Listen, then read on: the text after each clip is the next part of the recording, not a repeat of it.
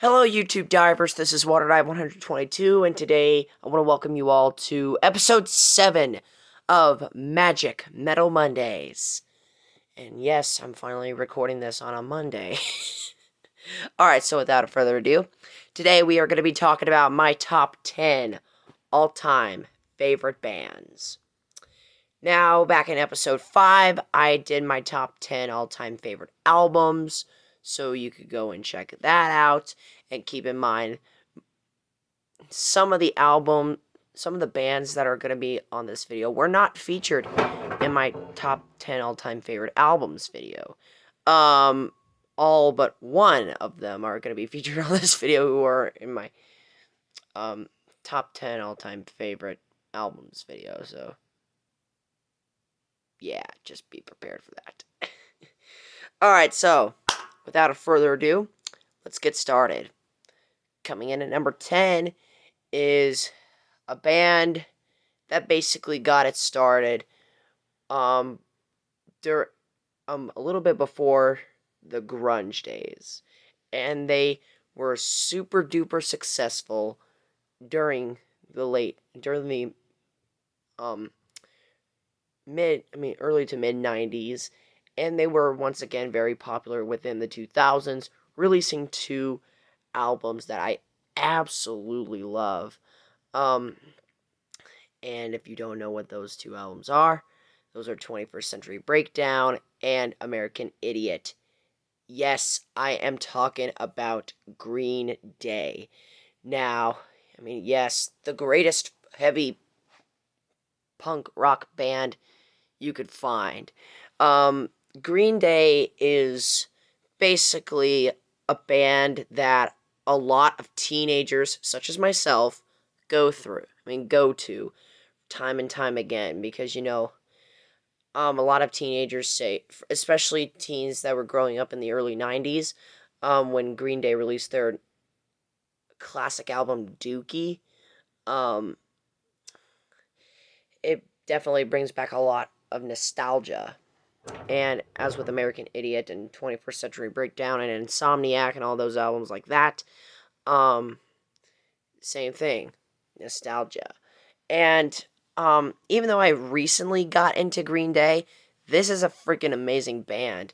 The album American Idiot is, if you saw the description of my top 10 all-time favorite albums video, this was in the honorable mention section.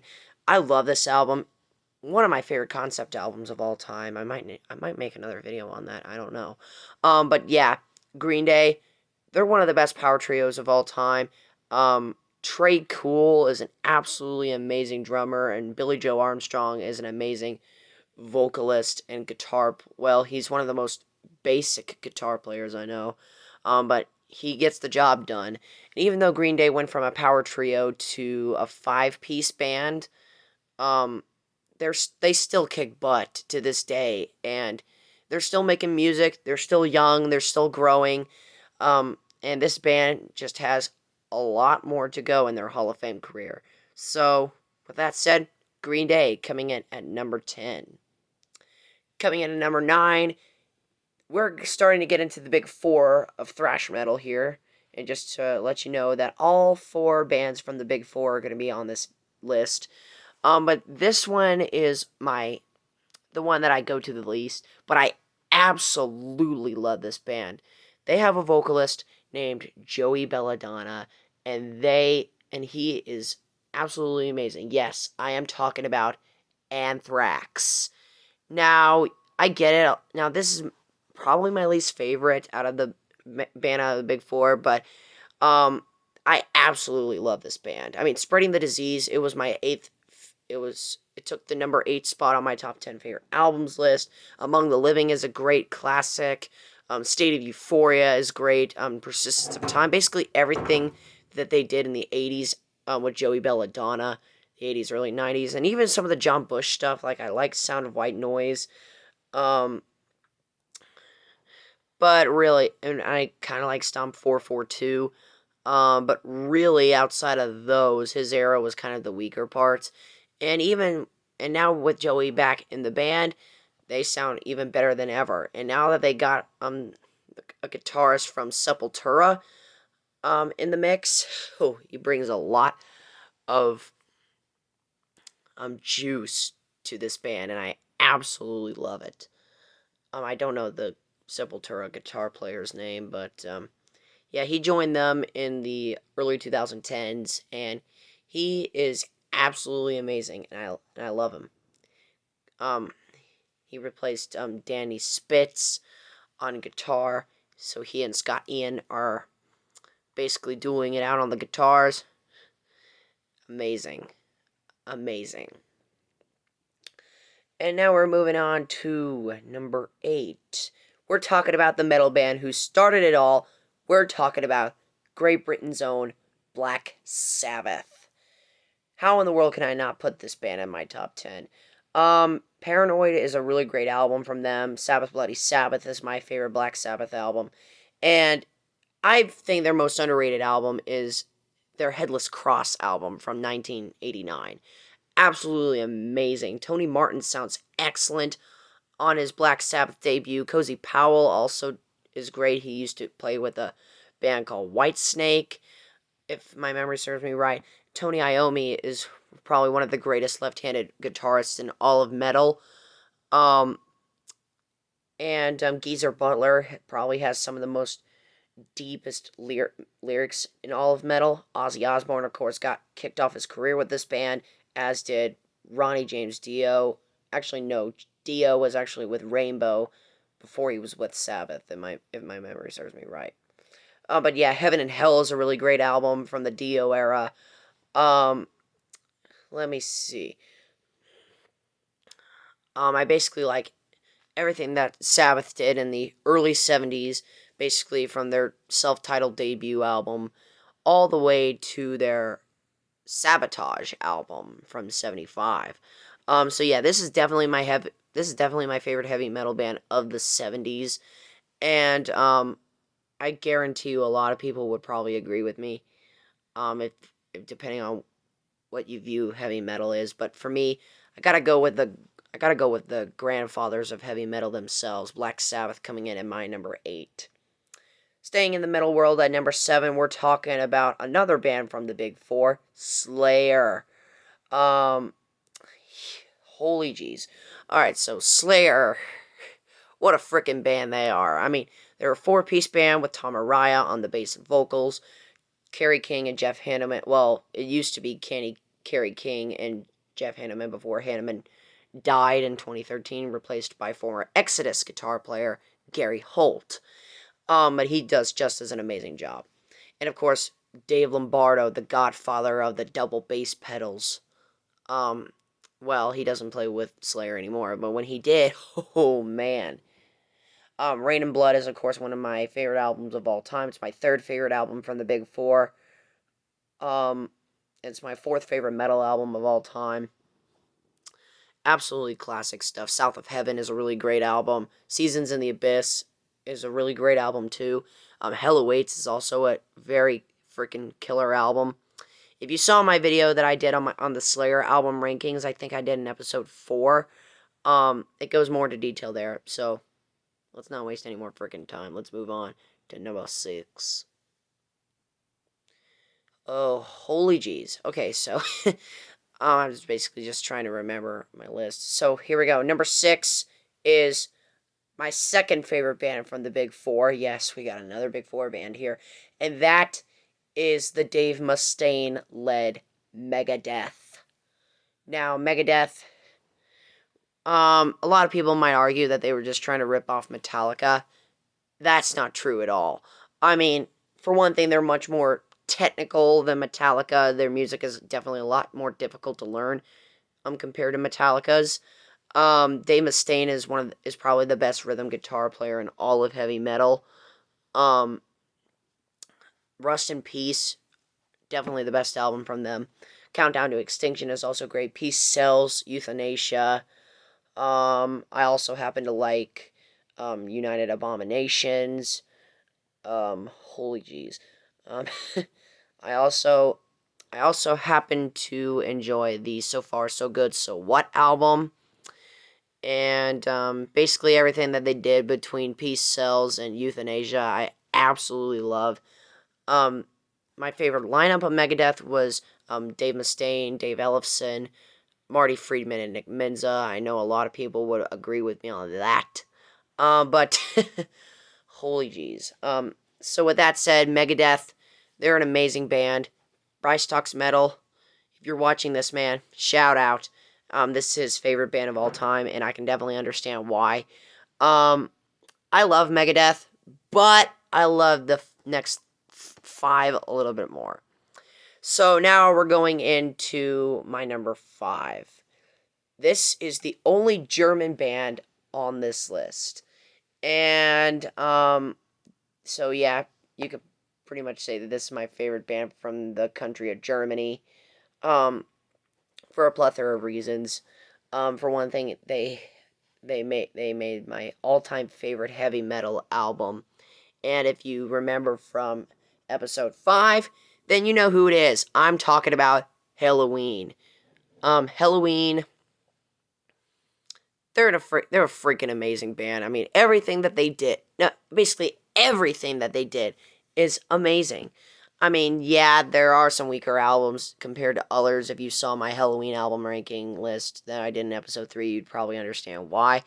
But this, but Halloween is amazing. There are 2 Keeper of the Seven Keys albums, especially Part 2. Part 2 is my favorite metal album of all time. Pink Bubbles Go Ape, Chameleon, basically everything in the Michael Kiske era is going great. And guess what?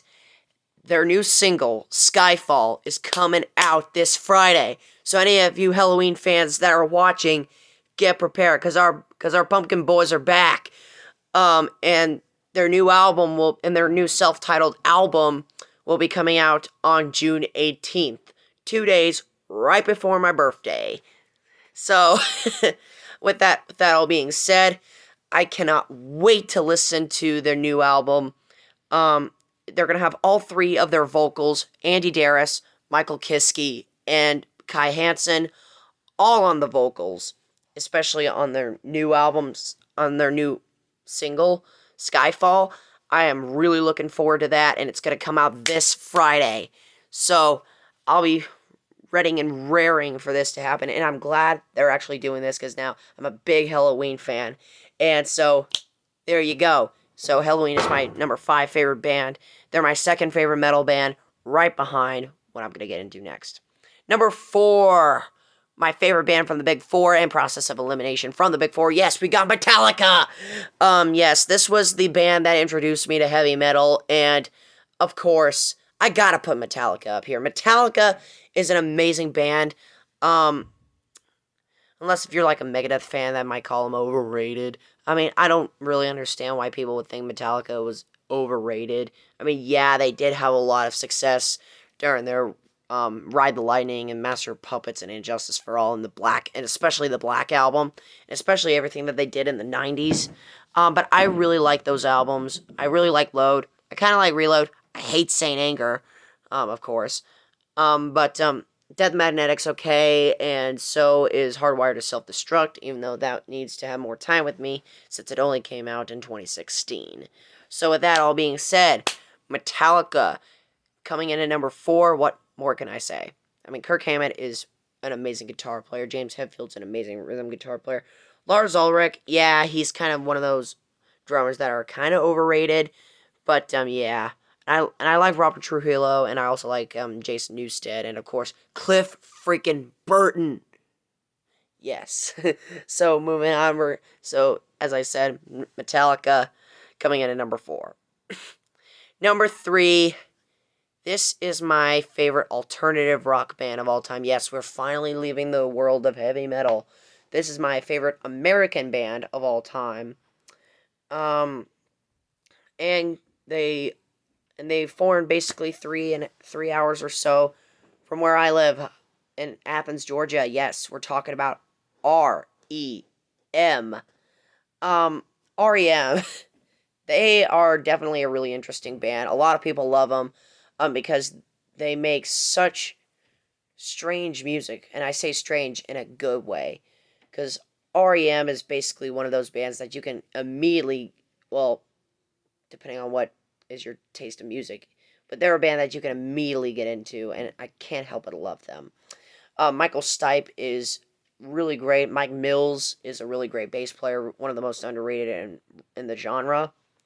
Um, Peter Buck, probably one of the harder guitar players to learn since he does a lot of these arpeggio style pickings. Bill Berry was a great drummer in his time, and their new drummer unfortunately passed away earlier last year. So that's really sad. But what a time he had with this band. Unfortunately, they're no longer together. Not even considering going on a farewell tour. But they're in the Hall of Fame. They're one of the greatest bands of all time. Out of Time is my favorite album from theirs. Green is a great album. Automatic for the People is a really good album. Fables of the Reconstruction, Life's Rich Pageant, Reckoning, Monster. I even like the album Accelerate really, really well. Yeah.